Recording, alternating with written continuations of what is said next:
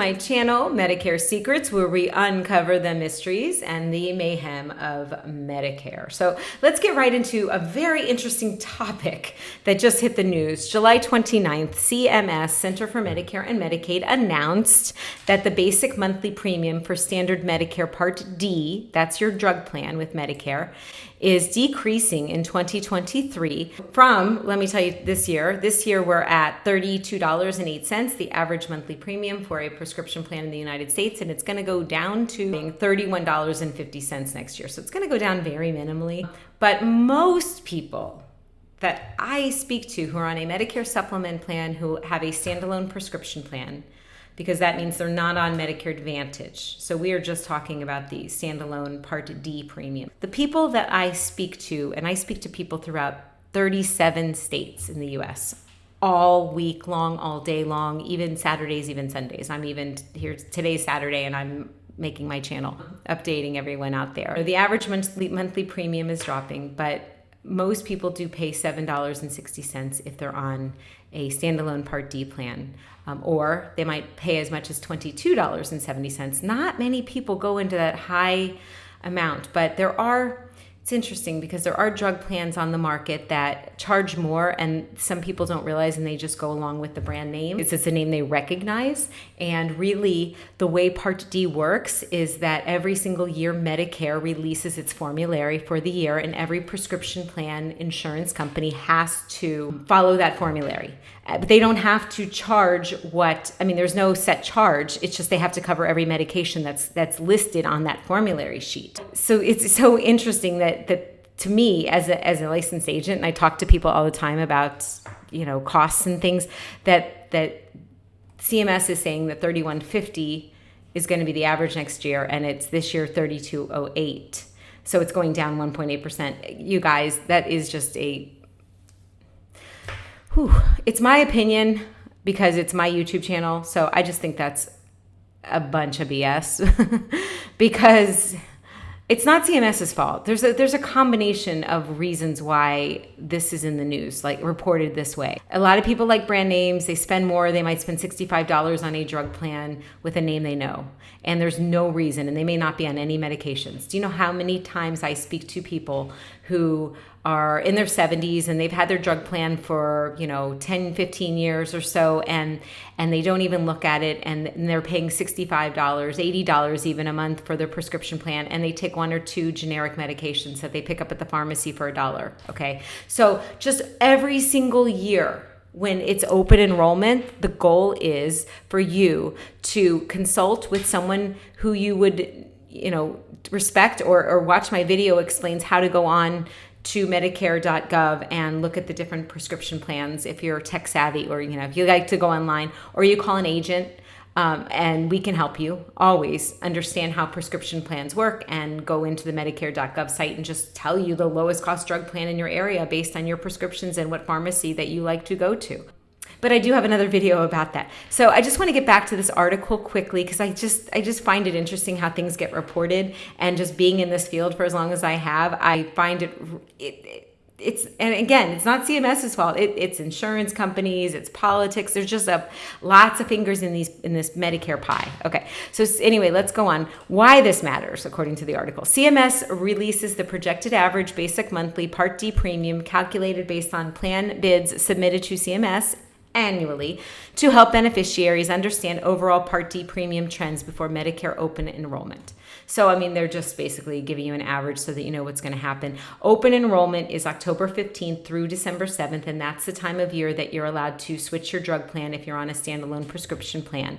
If you have a Medicare supplement plan to go along with your original Medicare, you don't have to do anything. It is not your open enrollment for that. It is for your drug plan only. So just remember that. If you have a Medigap or Medicare supplement plan, if you have a Medicare Advantage plan, that means that is your time that you can look at plans for 2023, see if anything's updated or changed on your plan.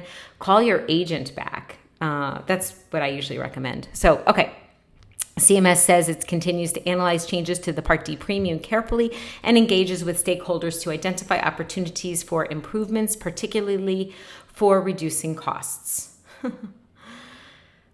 With stakeholders. Let me just say that one more time. So CMS says it's continuing to analyze changes to the Part D program carefully and engages with stakeholders to identify opportunities for improvements, particularly for reducing costs. So, stakeholders, yeah. See, lots of hands in that one. I can't even believe they use that word, but that's, what it is. Lots of fingers in the Medicare pie. Just remember when I tell you that. There's a lot that goes on behind the scenes politically, also big corporations. Wall Street has a big role in the costs of Medicare coverage, and not Medicare itself, that's government covered. We pay into that, but the coverage, the insurance portions. Wall Street has a huge part to play because insurance companies like to compete with each other and raise their stock prices. And there's lots of ways that they are able to do that. Moving numbers. There's just so much to understand about why rates go up and down. But it just cracks me up when I'm reading things like, this article, or it's really CMS saying that the average drug cost is that price, which is true. But please, my purpose right now is to tell you as a Medicare beneficiary to every single year check your drug plan pricing, because it can change from year to year. I mean, just 4 years ago, the prices, one of the lowest cost drug plans on the market was $28, I think it was. Now the lowest price is $7.60. When they say it's this high, it's just a matter of you don't have to have one that costs. Do not go with just a brand name. Have a licensed agent, or go online yourself and watch my video tutorial. Put in your prescriptions, your pharmacy you like to shop at, your zip code. Those 3 factors determine what the cost of your prescription plan is. Most people I speak to are in a $7.60 plan per month because that's just what most people go on. Most people have generic medications. If you have a more expensive medication, then you may be paying a higher premium for your prescription plan in order to avoid a deductible. But if you're on tier 1 generic medications, there's no deductible that you have to meet, and your drug premium, plan premium, Part D plan premium, which CMS is reporting at $32.08 right now as the national average, which again, not when you talk to a real agent and you don't just call the carrier directly, it helps you. Okay, so talk to an agent. There's a lot of us out there. I don't care who you talk to, whether it's me or someone else, but get help and make sure that they're responsible, they're reliable, they're trustworthy, they're credible. Don't just pick up the phone. Okay, don't just answer the phone. Don't just watch an ad on television and call in. Talk to your friends.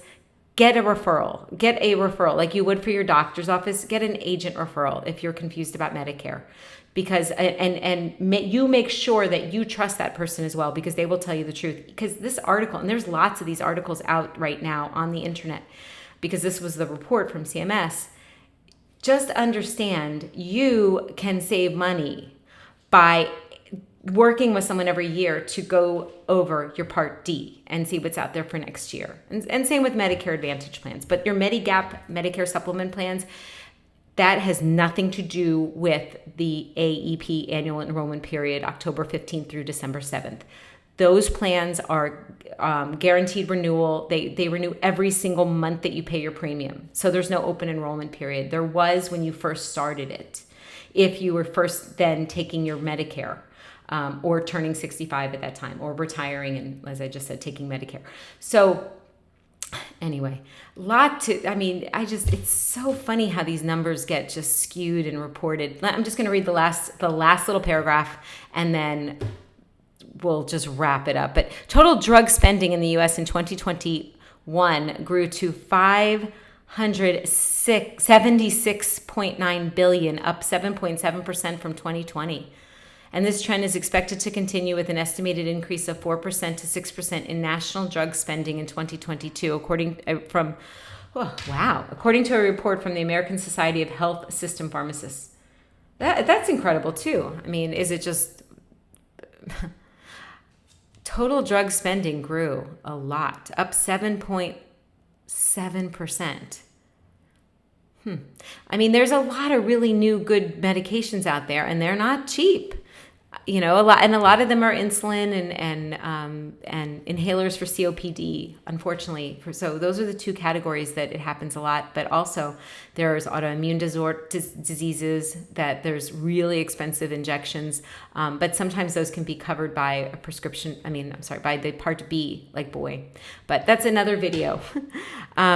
Anyway, last little bit I want to read. Earlier this month, Senate Democrats released a plan for Medicare to negotiate prices on 10 drugs, and that number increasing in subsequent years. So those are drugs that are high right now. Some of the insulin prescriptions that I was saying, they're insulin, but also the pills. There's some diabetic pills that are really expensive. So we'll see what happens. It's just not fast enough, guys. I'm telling you, our seniors are struggling out there. It's hard to live off a fixed income with rising costs and the prescriptions. And it breaks my heart when I talk to somebody that they can't afford their prescriptions. And I try to help as much as I can as an advocate. So find someone that you trust that's credible, and make sure October 15th through December 7th that you do that, so that the following year you are set up, that you're not overspending for your prescription plan. Okay, we're going to wrap it up now. I hope everyone's having a terrific Saturday, and I'll talk to you soon. Take care. Bye.